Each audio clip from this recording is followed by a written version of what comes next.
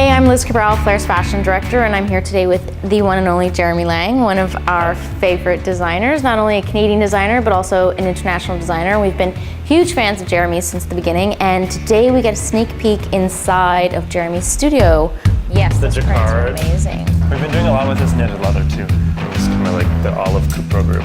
I'm really drawn to the velvet, and that's sort of something new for you, right? This was new. It's a French couture fabric that's called Cabral. Actually, they call it a velvet fur. I have a pair of Jeremy Laing pants that I love. They're totally roomy. So for living in. For living in, yes. Real clothes for real girls, right? And this is kind of what you're sort of known for, right? We've been keeping things really light and long and layerable and easy. Not like typical like cocktail kind of flashy kind of thing. Yeah. I mean, it's still luxury. It's $25 a bag. One key word to describe this upcoming spring season without giving away too much?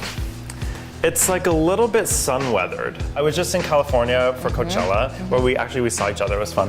The light is so intense that everything is just overexposed. You're kind of like shading your eyes and everything just washes out. Kind of like what's happening in your space right now in the afternoon sun. Yeah. Do you feel inspired by your space? Do you feel like I feel inspired. Well, I enjoy working here much more than my last place, which leads you to be inspired. You're sort of like at ease. What do we have here? So this is where we do pattern making. And when things get a little crazy, you dance on the table, and I know we should have a dinner party here. I think this would be a fabulous table for Maybe I can set a barbecue out on my fire escape. It's an ancient rickety fire escape that I sometimes will come out and drink my coffee.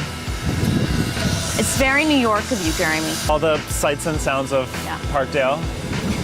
What is it about the city that really appeals to you, and do you feel like it lends to your work?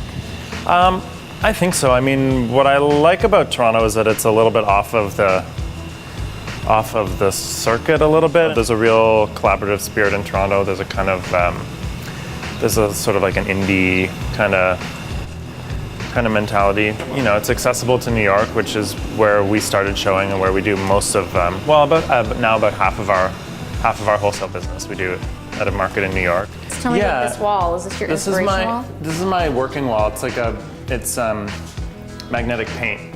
Will the entire collection be displayed up on this wall? Yeah, and eventually once I figure out what fabric will be for what, we'll kind of like pin up the swatches, and I'll have some sort of system of like what stage things are at with like a little sticker. A huge congratulations on your &M nomination. This is a big deal. Yeah, I'm excited. Even just the nomination alone is a great opportunity to get, it gets your name out, but the opportunity to just present myself and my work to these people who you never get access to. It's kind of incredible. So I'm looking forward to that. For you and your business, what's it going to do for you? The thing about the &M Award is that you don't, it's to promote fashion in Paris, so should I win it, I would set up a branch of the company there, and we already do a fair amount of business in Paris, and we would start showing there.